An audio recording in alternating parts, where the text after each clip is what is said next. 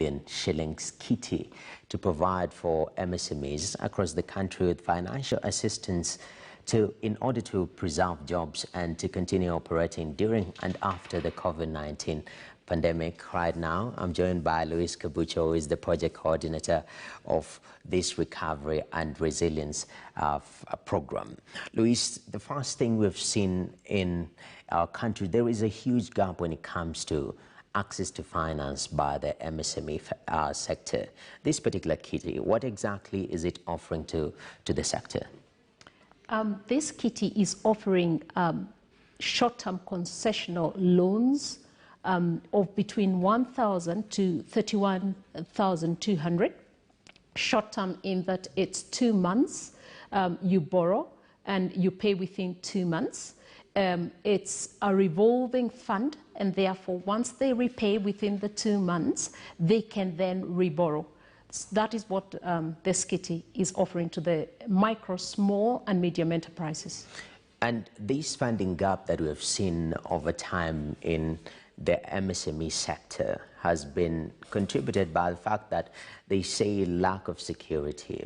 It's so unstable in the sector. So this between 1,000 and 31,000 that you're giving to the businesses, what is the assurance of having it back? I understand once you return the money, being a revolving fund, you can borrow more.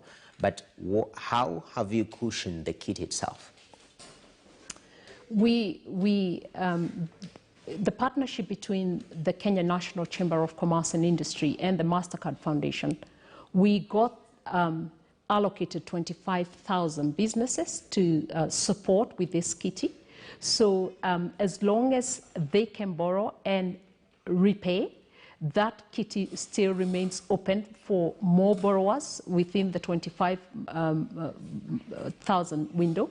There's a possibility, depending on how things go, we could extend that period from, if this is a 1-year period, it could be extended further than the 1 year, but for now we are running 1 year from June 2020 to June 2021.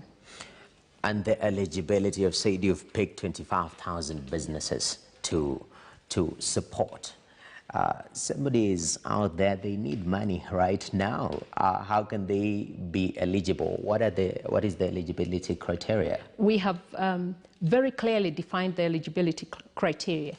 Businesses have to, 1, be members of the Kenya National Chamber of Commerce.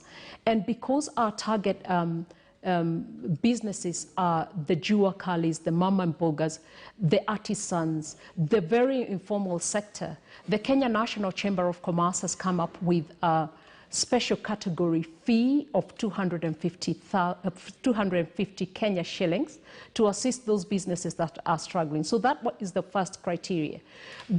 Businesses have to have been in existence 1 year prior to COVID-19, which means we are not supporting startup businesses. All the businesses have to have been in business. The purpose of this fund is to support those businesses that have been in business, have been affected by COVID-19, and therefore they have to have been in business. The other criteria, they have to have a national ID.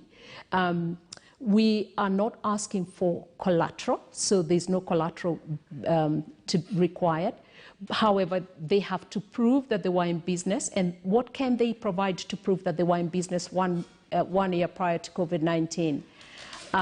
They can give us trade payables if they pay rent. That would be sufficient. If they pay to their local councils licensing to be able to do business, that is sufficient. Also, if they transact via M-Pesa, then M-Pesa statements are sufficient to support that they were in business 1 year prior to COVID-19. And 1 year being, COVID-19 came into Kenya in March of 2020, so it's anything before, from March 2019 to March 2020. All right. So you've advanced this particular money. Maybe an SME needs 25,000. Are there any other, programs or structural support? Because also running of SMEs, we understand majority of them are highly informal.